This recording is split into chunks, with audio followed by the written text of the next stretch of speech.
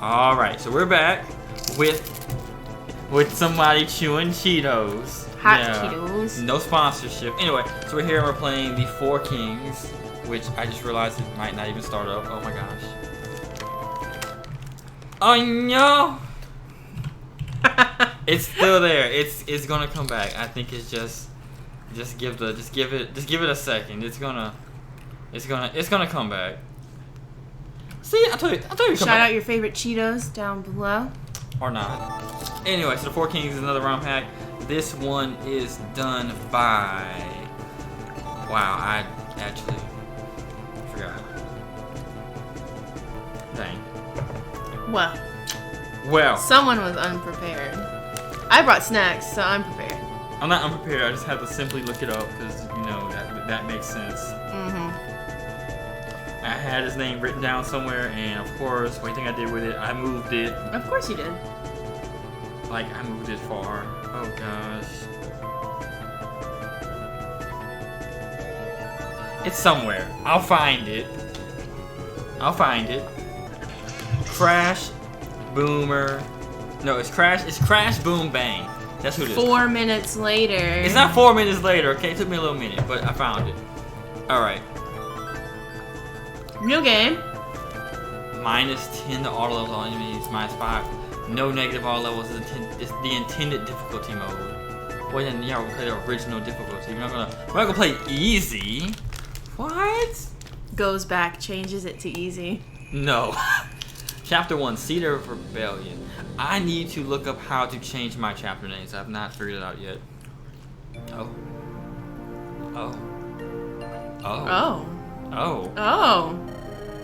Walter, please try to pay attention to this. Ibril's history is something you'll have to learn sooner or later. Come on, Lionel. Lionel? Yeah. Lionel? Maybe Lionel. History is so boring. Why learn all this junk? Because you're a prince, and princes have to know these things. So, you're a prince too, and Teriel's the king. Anyway, not us. Why can't I just leave that stuff to you guys? That's just not how being royalty works, Walter. You'll understand one day. Ugh. Now then, how's that map I asked you to draw coming along? Huh? Oh yeah, I finished that a few minutes ago. Here. Hands map. Oh wow. Wow. That's you. Oh. Well, it's certainly a bit crude, but this will have to do. Now, why don't I start this lesson from the top? In the year 156, the continent of Ibril was consumed by chaos. There was no countries, only barbaric tribes that wandered the land and fought for supremacy.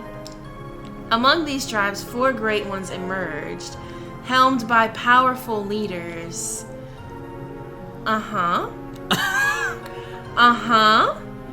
Ferocious Lancer wielding the spiked lance. Rode on horseback with his regal sword. No, the strongest of them crushed his opponents with the mighty great axe Ursau. I got that one. The most cunning one wielded the holy bow. Spaghetti-saurus. No, it's like probably something really cool. Sagitar? Eventually, these 4 tribes engaged in a war that spanned all Ibril. Why? Because it had to be done. After 13 years of conflict, grew fatigued from the battles, but their people's hatred for one another still burned. And they refused to make peace. Reluctantly, the 2 tribal leaders led their armies, lest their people turn against them and create even more chaos. I never read any of my games this much. You don't. Finally, in the year 170, the leaders met at the center of Ibril for a decisive battle. I bet that's the one we're doing. for they hated each other most of all. And they began to duel instantly. Just, yeah. But we're not so quick to fight. And it was only at the of their armies that they drew their weapons. However, just as Thros went for an attack, a figure rushed in and took the blow. It was his wife, Mina. She only wished for the conflict to end and hated to see consumed by the war. He could not hold back his tears as she died in his arms, and the other leaders and their armies looked on in shock. The battlefield had been silenced by a single death. But the silence was broken when Mansa stood and spoke. Let this stand as an omen of what will happen to Ibril if the war continues. All the beauty and happiness of this land will be decimated by our greed, hatred, and bloodlust. Let us preserve what little virtue we have left by seizing this war at once. Only then can we try to rebuild, though we will never replace all that we have lost. The 4 leaders and their armies agreed to put an end to what became known as the War of Kings immediately, and they began drawing up borders to establish nations. The leaders would become their first kings, and the nations bore their names. Their weapons would also become symbols for their countries. Jeez Louise, I swear if I read my games this much, I would probably win. To the northeast is Askai. Askia. Our home country. I shouldn't have to educate you about it, Walter. Cold and mountainous, some might even say desolate. We're still talking to Walter? Though southern Askin is actually rather temperate. A monarchy of our older brother Terio's king. Okay, over here, the west is Mansa.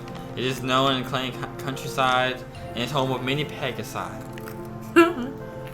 It is also a monarchy led by the King Sebastian.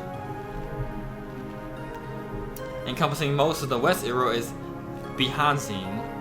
It is the largest country in Iril, but much of its land is difficult to live in. Most of the population lives on the west coast. It operates as a merchant. I don't know what it is, with the king being chosen by a massive tournament. The warrior Landon is the current king. In the southern region is Theodos. It is made up of vast wetlands and rivers. It is a magical hub of the whole continent. The original Theodos had no children, so there is no king in this country. Oh, no. Instead, it is a theocracy led by Chancellor Fivran. Of course, in the middle, the center of the location of the final battle, the War of Kings, was once an empty plain. Mina was buried here where she died, and many trees were planted along with her. In time, they grew into what is known today as Mina's Forest, a neutral zone between the 4 nations. Theodos considered it a sacred land, grounds, and the other nations observe it as well. Jesus! That was like 8 minutes! That begins us the current year at 892, and here we are. That should cover all the basics. Did any of you register? Any of that register, Walter? No. We all fell asleep. Not a thing! Although it was a really good story, not gonna lie, great. It was worded great, written great. I like it, but yeah. I just don't read that much. Of course. Sigh. Of course she does. Of course. So Who was you? Good evening, you two. Giving Walter another of your lectures? Yes, and Yes. once again, oh my bad. That is me. My bad. Yes! And once again, he fell asleep. Wake up, you idiot!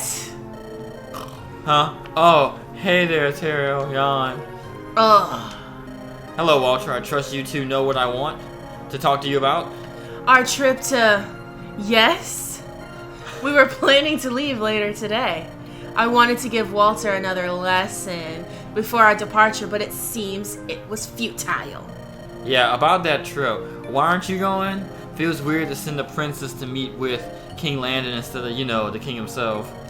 Fool, the king can't just leave the country. That could result in unrest among the people. Though I also disagree with sending both of us. Walter is horribly inept. I thought I was Walter. No, Walter is the gunback. You're lying though. Oh, you know. Whew. Walter is horribly inept in the realm of politics. You should just let me go alone, Terrell. Oh, Terrell. Suck up. Hey, who are you calling a fool? At least I can actually fight, unlike you and your noodle arms. Whoa. If you went alone, you wouldn't be able to defend yourself at all. Both of you, stop bickering. This is part of why I want to send the two of you on this. Why he became Western. You're not just princes, but brothers. You need to learn to cooperate rather than all this constant arguing. Why does everyone have a different accent? I don't know. And Lionel is right. As king, I can't leave. So if it falls on you two to meet with King Landon, relationships between Oscar and Bahisa have always been rather poor. So I hope you are having the royals of the two countries meeting peacefully will encourage our people to follow suit. We don't want them to act on their hate and fight each other. Alright. I guess I'll protect. Wait, now he done. Lionel can. And I'll make sure Walter doesn't do anything stupid. What? This is exactly what I'm talking about. You've got to learn to work together, whether you like it or not. As for the trip, I do want you two to stay safe, so I've hired 20 mercenaries to accompany you on your journey. 20! That's ridiculous. I'm strong enough. I don't need that. It ain't that bad. Anyone to protect me. Let alone 20 mercenaries. It's going to be a long trip, Walter. I just want you to be safe is all. I've already hired them anyway. They're currently in the castle lobby. Why don't we go meet them then? I will introduce ourselves and head out at once. Fine. Jeez.